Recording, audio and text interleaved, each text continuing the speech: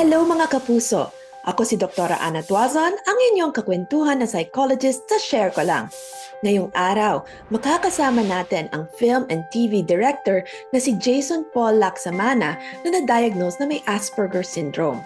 Ano nga ba ang sakit na ito at paano ito nakaapekto sa kanya? Welcome to Share Ko Lang, Direct Jason. Hi po, hello po. Thank you for having me here, Doc Ana. Direct Jason, ano po ba ang Asperger syndrome? Well, I think yung Asperger syndrome, if I'm not mistaken, obsolete term na siya. Mas kinikilala na siya ngayon as autism spectrum disorder. Isa siyang form of yung tinatawag na neurodivergence.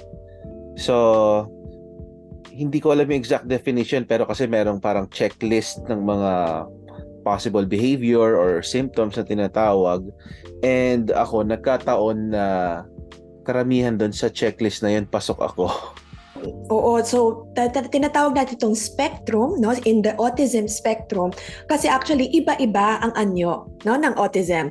Yung dating tinatawag natin na Asperger syndrome, yun yung mas focus on, 'di ba, social communication difficulties, parang otherwise, no, functioning naman. Wala usually walang problema sa cognitive functioning o kaya sa intelligence, pero minsan nahihirapan, no, sa pagre-relate, sa pagko-communicate. Yun yung tinatawag nating Asperger syndrome noon. So Direct Jason, tell us, paano mo naisip in your 30s? Diba? In your 30s, hey, parang merong something na hindi ko maintindihan and deserves to be looked at. I just wanted to have a better life, in short. Kasi pag tinitingnan ko yung buhay ko, okay naman ako sa trabaho, okay naman ako in terms of self-actualization, okay naman ako financially and materially, yet mentally, I'm so, I feel very, alam mo yun, yung parang hopeless. And accidentally, I came across the concept of autistic adults. And parang nagbasa lang ako about it.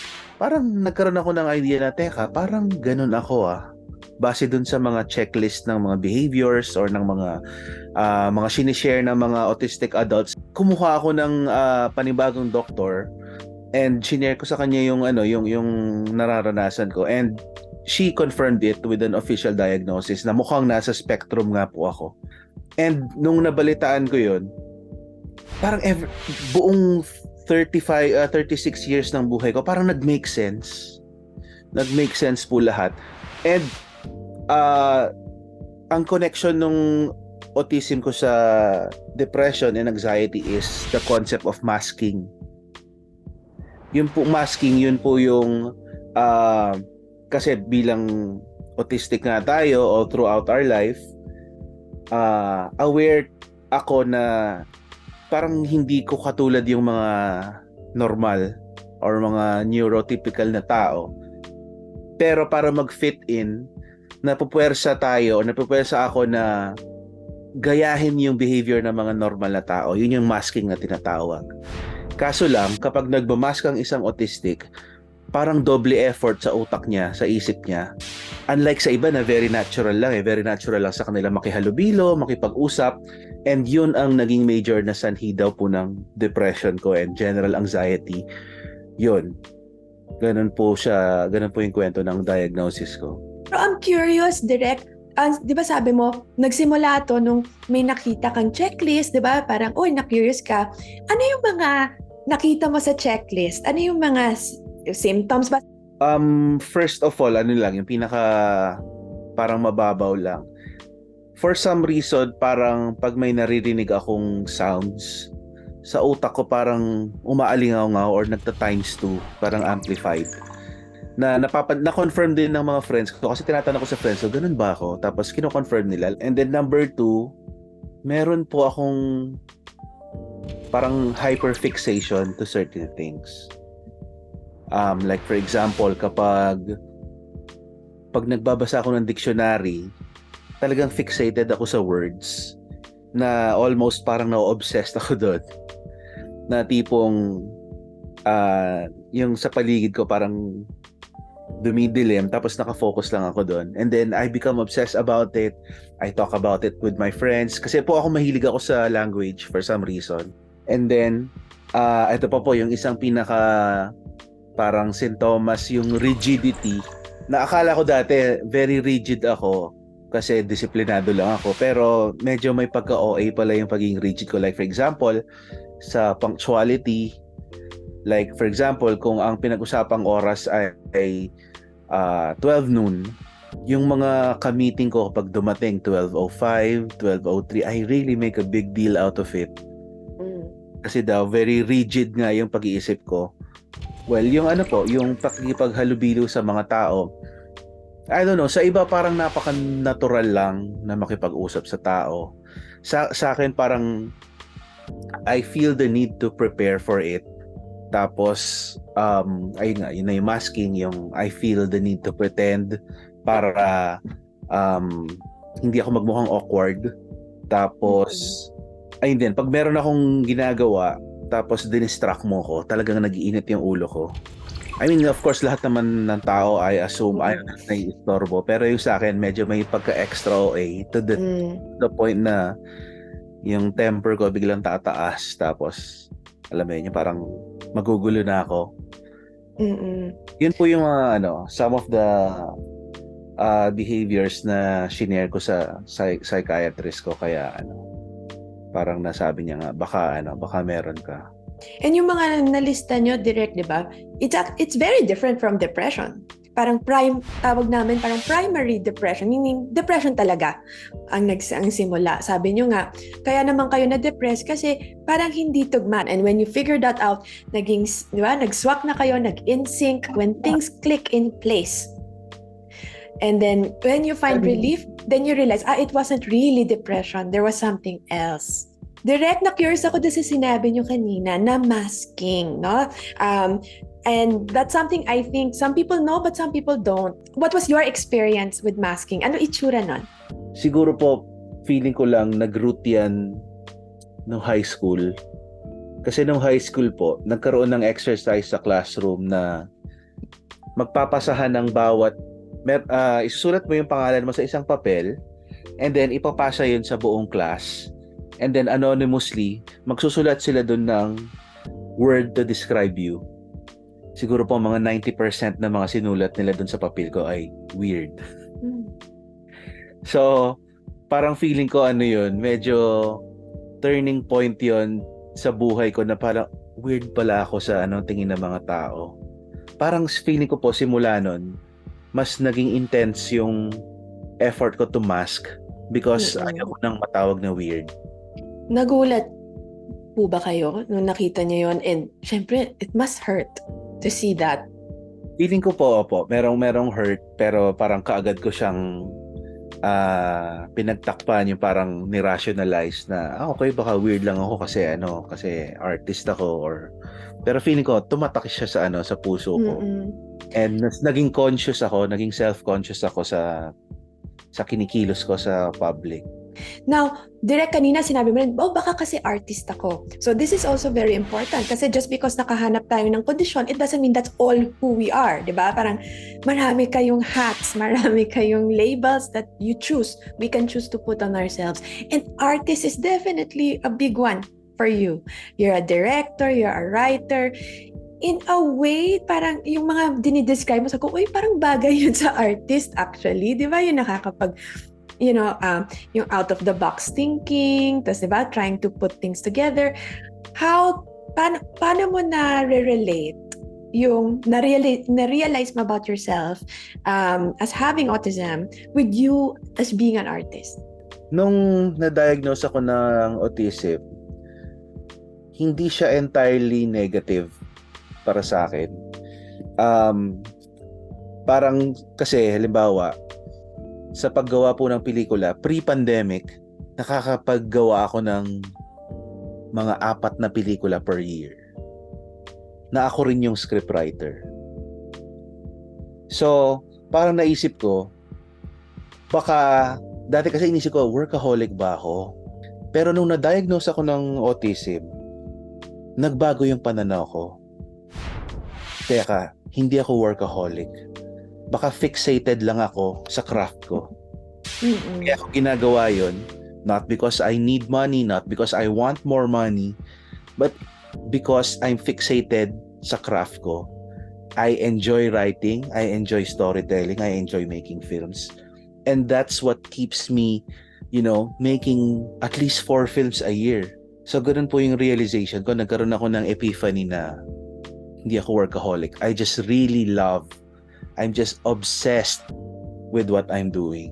And hopefully, direct, in other words, you make kindness ka na towards your process. Hindi mo na ginajudge. Why do I work the way I work? Opo. Tapos since yung na-diagnose ako, naiyak ako actually after nung session ko with my doctor.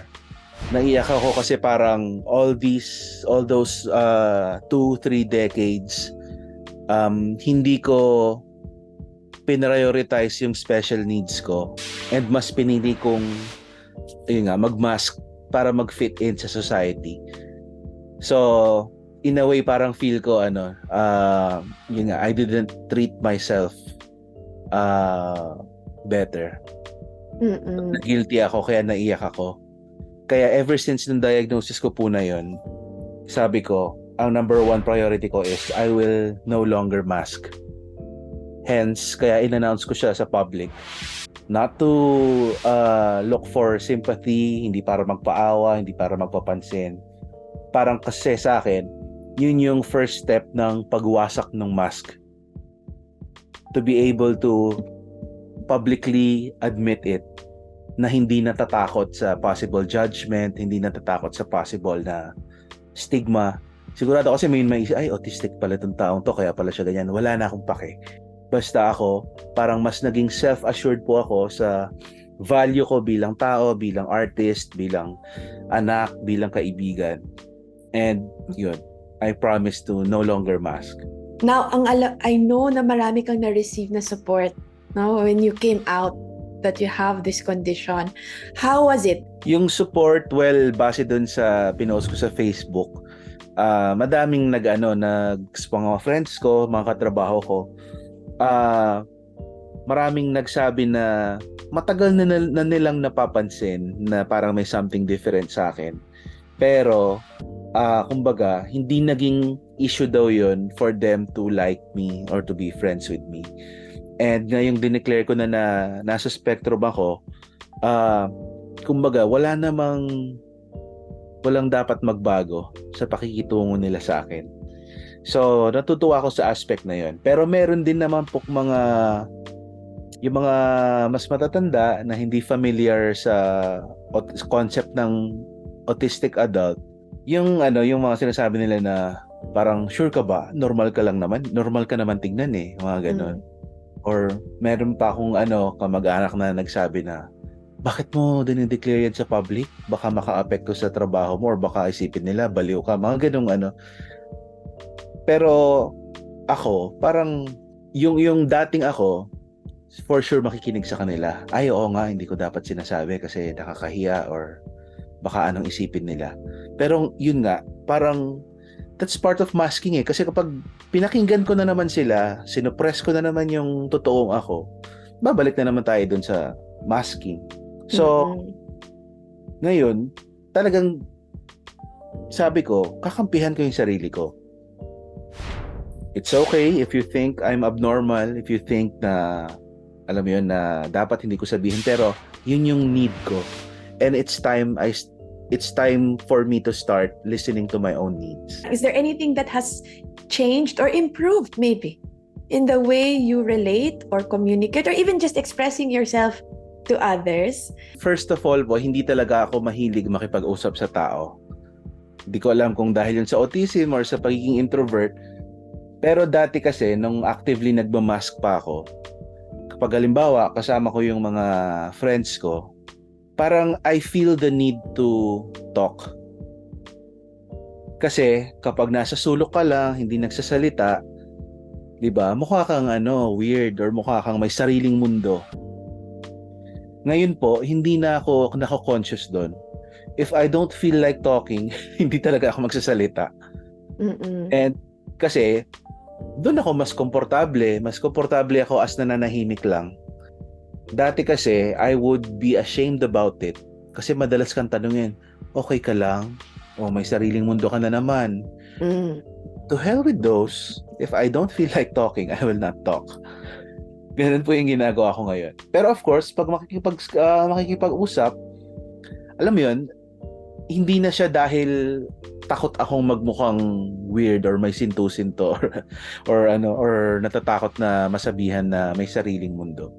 I will speak because dapat komportable ako. Ganun po yung ako ngayon sa communication.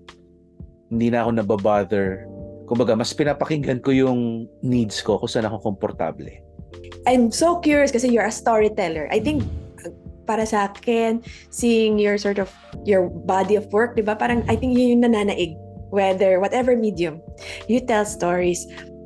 Has it changed or may different flavor, may added layer now that you have all this parang reflection and awareness of yourself as someone in the spectrum? Sa pagdidirect ko po, karamihan po kasi ng mga staff ko sa pelikula, mga friends ko din. So I actually inform them beforehand.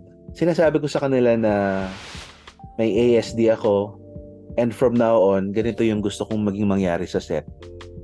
As in, dinideclare ko talaga kung ano yung needs ko. Kasi dati po, siguro dahil close nga kami, habang nagdidirect ako, nandiyan sila sa paligid, nagdadaldalan, na yun nga, parang times 2 sa utak ko, gumaganon, and nadidistract ako. So ngayon, talagang I'm just being honest with my needs. Sinasabi ko sila, oy, pag nagtatrabaho ako sa pwesto ko, and gusto niyo magchikahan, doon kayo sa malayo.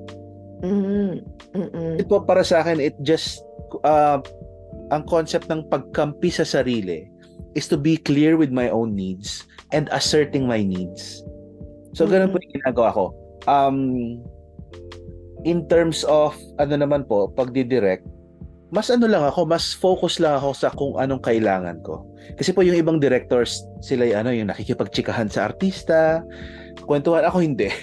Trabaho lang. Introvert na director po talaga. Oo. Trabaho lang talaga.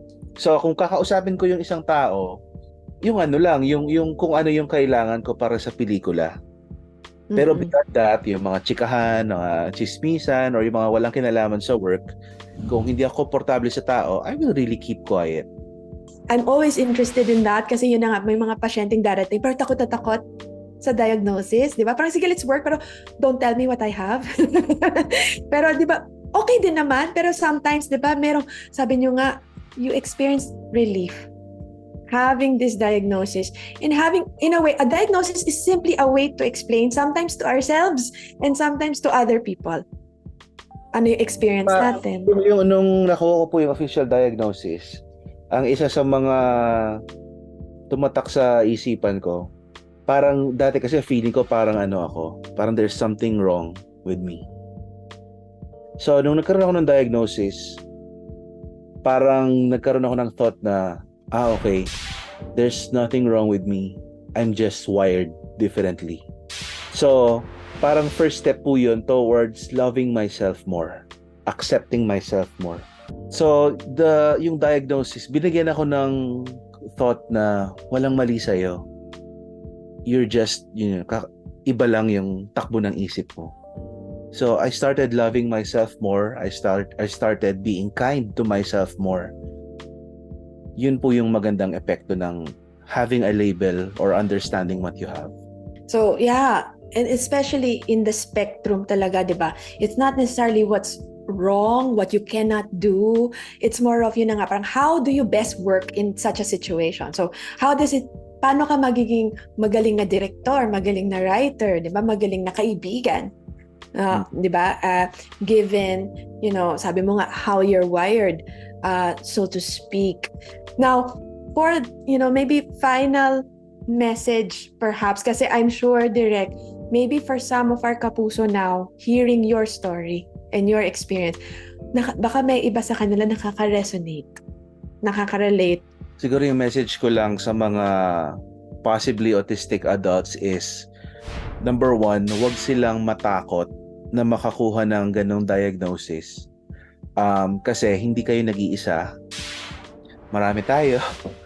And, kumbaga, our perceived disability won't define us. In the end, kumbaga, gusto ko sana kapag nakakuha kayo ng ganong diagnosis, embrace it. Be aware, be mindful of your own needs para makapag-function tayo ng mas maayos sa society. Pero it will all root sa pagiging hindi takot sa ganon. And once nalampasan niyo yung takot, love yourself more. Mm-mm. Love yourself first and foremost para hindi na kayo magkaroon ng mga depression, mga anxiety. It will all start from loving yourself, overcoming the fear, and then loving yourself. And para sa ating mga kapuso, no, kasi when we hear stories and we resonate, no, parang wow, experience ni Direk, parang experience ko rin. One, just like with Direk, no, please go to a professional. Wag po tayo mag-diagnose based, di ba, solely dun sa mga quizzes online, etc. No, para lang do what Direk did. And as Direk said, having a diagnosis doesn't actually close doors. It opens them. It allows you to realize, okay, this is, di ba, parang I've been wearing the wrong size shirt this whole time. Di ba, parang yun eh. Di ba, there's nothing wrong with me. I've just been forcing myself, di ba, to fit in the wrong shape. And so it can actually open doors. Even with autism po, no, alam ko marami sa atin medyo natatakot sa word na yon, sa diagnosis na yon. Pero tinan niyo si Direk, no? You can be very productive, you can be successful, you can have friends. Sabi nga niya, kahit ako na ito, my friends have stayed, di ba? Hindi mawawala ang friendship, etc. So, if this is something that you are wanting, no, to really explore for yourself, seek professional support. Sabi nga ni Direk, love yourself first kasi doon nagsisimula lahat para hindi na lumabas yung mga ibang problema such as frustration, sadness, temper tantrums, anxiety. Nako, Direk, again, thank you so much for sharing your personal story dito sa share ko lang.